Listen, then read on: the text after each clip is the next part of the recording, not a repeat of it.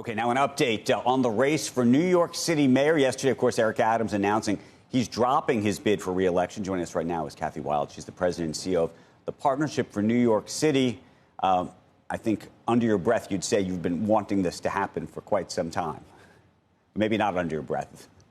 Not at all. No, I just think we've been tortured for the last couple of years as the mayor has gone through what is really a tragedy for New York City. You know, on an objective basis, he's done a very good job in terms of his administration pushing through a lot of important things. They have reduced crime. The shooting rates are way down.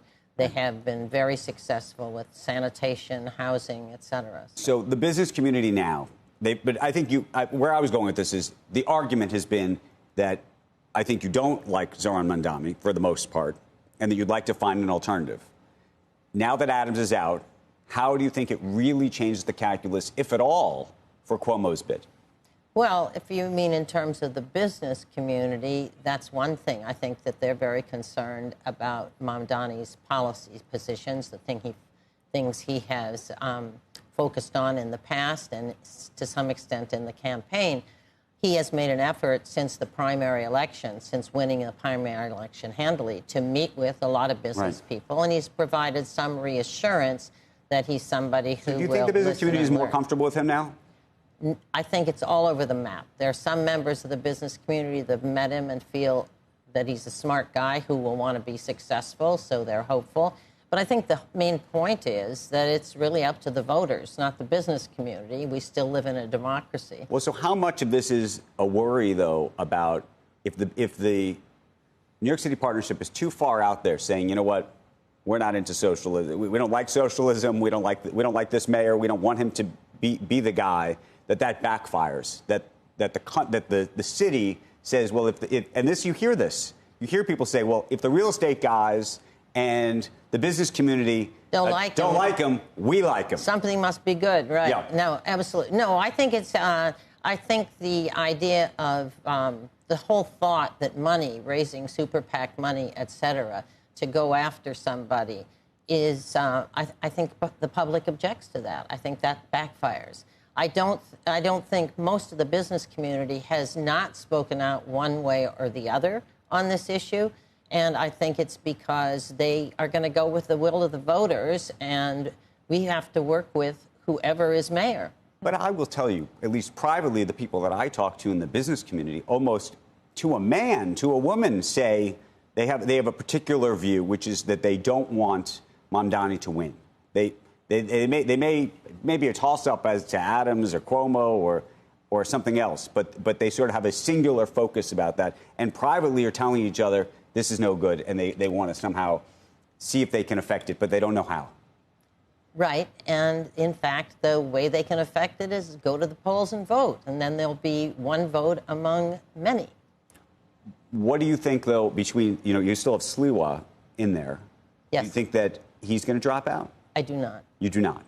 I don't think so. So do you think then this changes the dynamic at all, what happened yesterday? I don't think it's... I think what it does is allows us to go back to focusing on the issues, rather than the tactics and the will he or won't he, and the mechanics of if we get everybody out, who can win. But I think that's been unhealthy. I think we ought to be focused on the issues. I mean, the big challenges facing the city are, number one, affordability in general, that's especially housing and child care. That's what we should be talking about, how you're going to solve the problem. Does Mamdani's solution to that make sense to you, the idea of affordability, by saying we're going to do more rent control, extend and expand that? It's certainly an oversimplification of what's required. Obviously, rents are a big part of the issue, and he has nuanced his position by saying in order to freeze the rents, I know we have to reduce costs, and he is supporting tax reform, real estate tax reform, to reduce costs. So those conversations are going on. Again, I think the solutions that are proposed, the problems that are being addressed, the fact that we're the most expensive city in America, that we're having more and more difficulty with having people being able to afford to live here, attracting young people here, those are the big issues.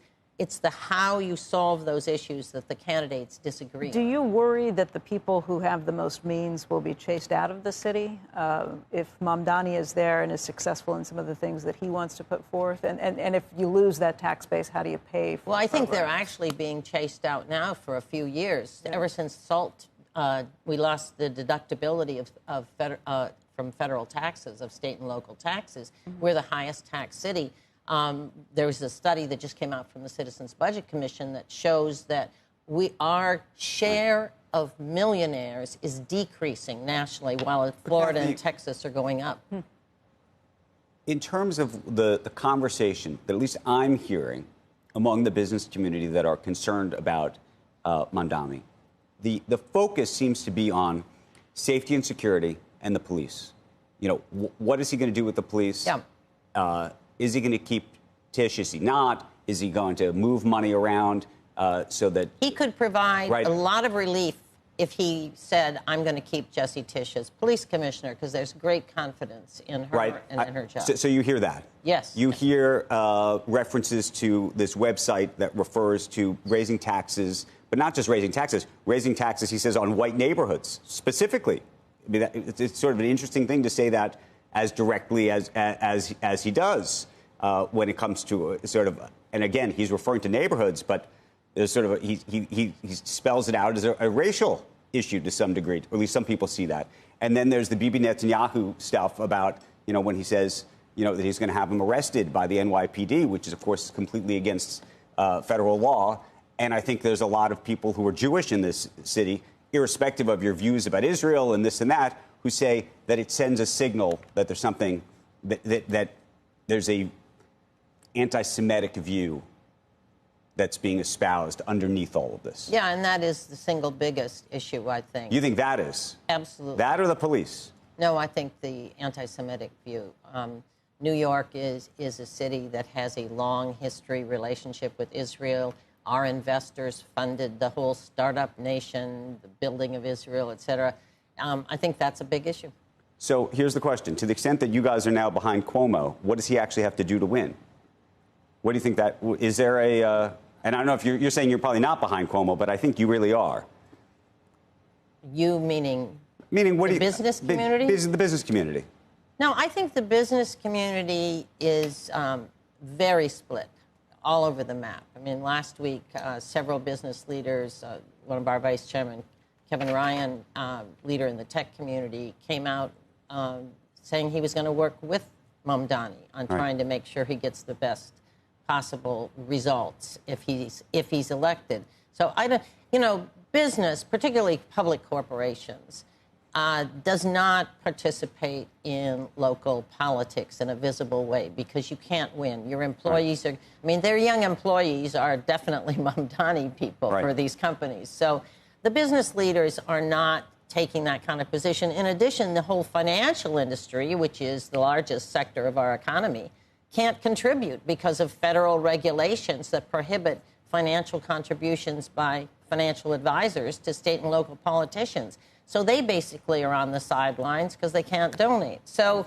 the business community, I think it's unfortunate and that we ought to be trying to fix this, but the business community really is not that engaged on the politics of the issue. They're very worried about the substance of the issues and what a next mayor will want to do, whether it will be productive. But I always say, we're a city of leaders in New York. The mayor is only one of those. We have not only checks and balances in government with the city council, the governor, et cetera, but we've got, we have leaders in every sector, in business, in culture, and et cetera. So I don't think who is mayor is ultimately going to determine the fate of New York City. We're going to have to work harder to make sure that that is the case. We're going to have to depend on the support of the governor and others to make sure that is the case. But I think, I don't know what's going to happen in the election, but I don't think